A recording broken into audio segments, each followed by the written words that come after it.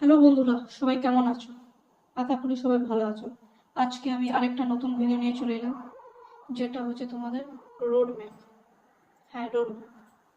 যে দিদি, আমি কেমন করে পড়বো বা কি করে পড়বো, আমি সবকে আজ বিস্তারভাবে কি বলবো যে আলোচনা করবো। চলো তাহলে স্টার্ট করা যাক। প্রথমে আমার সাজেশনগুলো একদম ব্লাইন্ড ফলো করো। আমার যে সাজেশনগুলো একদম অন্ধের মতন ফলো করো।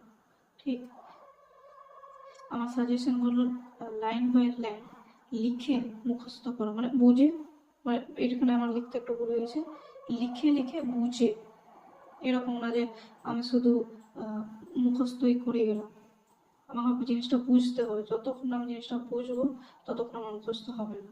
তো লিখে লিখে, মানে সরি, বুঝে বুঝে লিখে তারপর মুখস্থটা হবে। ঠিক। তারপরে কি আছে, তারপরে তোমরা প্র্যাকটিস, যেটা আমি বললাম, প্র্যাকটিসটা গেম চেঞ্জার। যত বেশি লিখবে ততই তোমরা মনে রাখতে পারবে। এবারে যদি বলো যে গাছের পাতা সবুজ, গাছের পাতা সবুজ, গাছের পাতা সবুজ, ওরকম বললে হবে না। আমি জাস্ট এরকম বলবো, গাছের পাতা সবুজ, আমাকে কিন্তু বুঝতে হবে, তারপর লিখতে হবে। আমি জাস্ট কি বলবো যে টিয়া পাখির মতো যদি আমি বারবার বলতে থাকি তো সেরকম হবে না। আমাকে জিনিসটাকে বুঝতে হবে। যতক্ষণ আমি জিনিসটা বুঝবো তারপর খাতায় লিখবো। লেখাটা কিন্তু ইম্পর্টেন্ট, বোঝার পর লেখাটা। প্রথমে কিন্তু আমি বুঝবো, ঠিক, তারপর লিখবো। এরকম কখনোই করবো না যে জাস্ট আমি মুখস্থ করবো। আচ্ছা, নিউমেরিক্যালের উপর আমি বারবার করে নিউমেরিক্যাল জোর দাও, কারণ নিউমেরিক্যালি তোমার যে স্কোর এরিয়া, থিওরিও তো, আমার থিওরিও করে, বাট তোমার নিউমেরিক্যালটা যদি পারো, তো থিওরি যদি তোমার একটা ওয়ার্ড বা একটা কিছু যদি ভুল হয়ে যায়, তো দেখবে তোমার হয়তো সেখান থেকে 1 নম্বর বা 2 নম্বর কেটে গেল। কিন্তু নিউমেরিক্যাল তোমার যদি উত্তরটা মিলে যায় আর প্রসেসটা ঠিক থাকে, তো একদম কাজ, কোনো কথা না, একদম পাঁচটা পেয়ে গেলে। আচ্ছা, আমি যে সাজেশন দিয়েছি, আমি তোমাদের বারবার বলি যে সেম টাইপের সেই সাম বারবার প্র্যাকটিস করো। ঠিক, মানে আমি যে দিয়েছি সেই টাইপেরই সামগুলো বারবার প্র্যাকটিস করো, তাহলে হয়ে যাবে। আমার সাজেশন থেকে অল টাইপস কভার করো, মানে যে টাইপের আমি দিয়েছি নিউমেরিক্যালগুলো, সেই টাইপের তোমাদের বইও আছে, সেগুলো একটু প্র্যাকটিস করো। আর ফর্মুলাগুলো পারলে মুখস্থ না করে কি বলবো, মানে তোমরা ওই ফর্মুলাটা দিয়ে যে যে অঙ্ক হয় সেইগুলো তোমরা করো। দেখবে তুমি যখন অঙ্ক করো না, তোমাদের অটোমেটিকলি ওই ফর্মুলাটা মাথায় ঢুকে যাবে।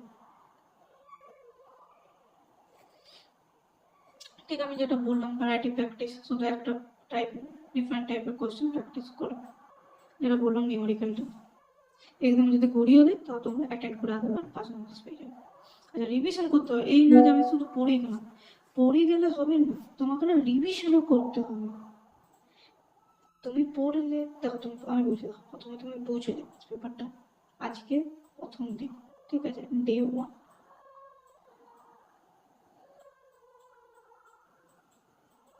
ডে 1, তো ডে 1 কি করবে, প্রথমে জিনিসটাও বুঝলে, তারপর জিনিসটাকে লিখবে।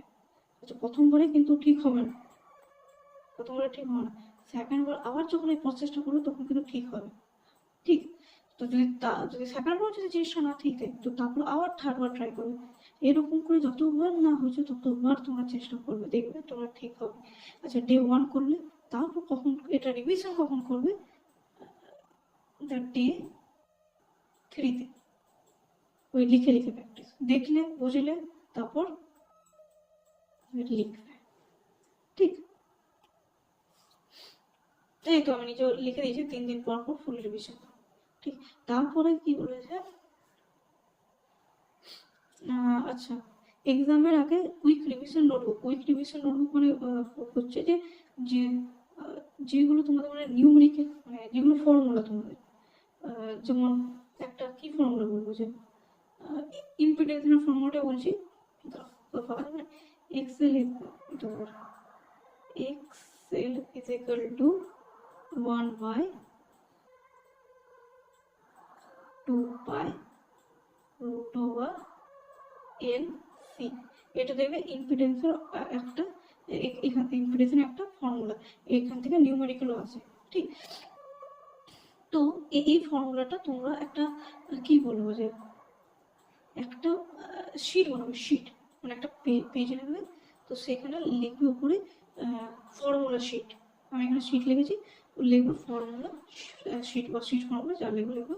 তো তারপরে 1 2 3 সেই এক চ্যাপ্টারের নাম দেবে, তারপর যা যা ফর্মুলা আছে তোমরা লিখবে। ঠিক আমি যে যে নিউমেরিক্যালে যে বলেছি সেই সেম, মানে নিউমেরিক্যালে আমি যেগুলো সাজেশন দিয়েছি সেই নিউমেরিক্যালের ফর্মুলা তোমরা এখানে লিখবে। এটাতে কি হবে, তোমাদের কি হবে, যে যদি তুমি ভুলেও যাও প্রতিদিন তো তুমি দেখবে ব্যবহার করে, তখন তোমার ওটা মনে চলে আসবে।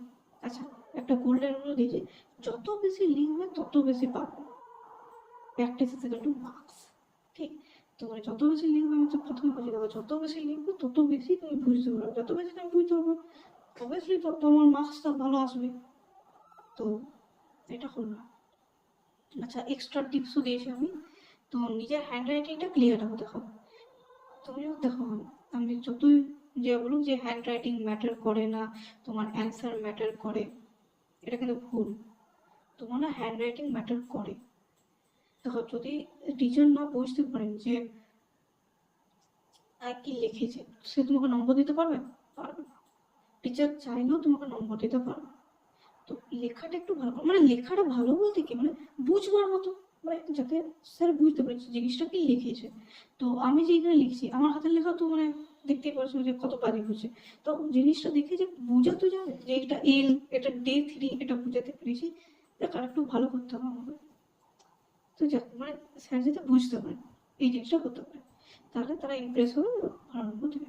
আচ্ছা দেখো, স্টেপ মার্কিং। দেখো তুমি যখন অঙ্কটা করবে না, দেখো এই যে আমি একটা ফর্মুলা লিখেছি, ঠিক, তো এই যে ফর্মুলাটা আমি লিখেছি, এবার আমি এই মানগুলো দিয়েছে, এলসি দিয়েছে, ক্যাপাসিটর আর এটাকে বলে ইন্ডাকটেন্স বলে, আর এটাকে ক্যাপাসিট্যান্স বলে। তো যাই হোক, একটা দিয়েছে মান 2 পাই দিয়ে আছে, ঠিক, আর কিছু একটা দিয়ে আছে, জাস্ট কোনো একটা দিয়ে আছে, কোনো একটা গেল না। আচ্ছা, তোমার কি হলো, তুমি ক্যালকুলেট করতে হয়তো কোনো ভুল হয়ে গেল, কিন্তু তুমি সব দিয়েছো এখানে, আর তোমার ক্যালকুলেশনে যে উত্তরটা বেরোলো ওটা সামথিং 0.02 দিয়ে বেরিয়েছে, এটা সামথিং, কিন্তু অ্যান্সারটা হবে 0.05। তো তাহলে তো তোমার তো 5 নম্বর ছিল, 5-এর মধ্যে এটা তো মানে মিনিমাম মানে 2 নম্বর দেয়। আচ্ছা, পাট করে আসে না ইলেকট্রিক্যালে, তো 2 মার্কস থাকে। তো তাহলে কি তোমার 20 নম্বরটা কেটে নিল? না, তোমাকে না 1 নম্বর দেবে। এবারে বলবে যে কেন 1 নম্বর দিল?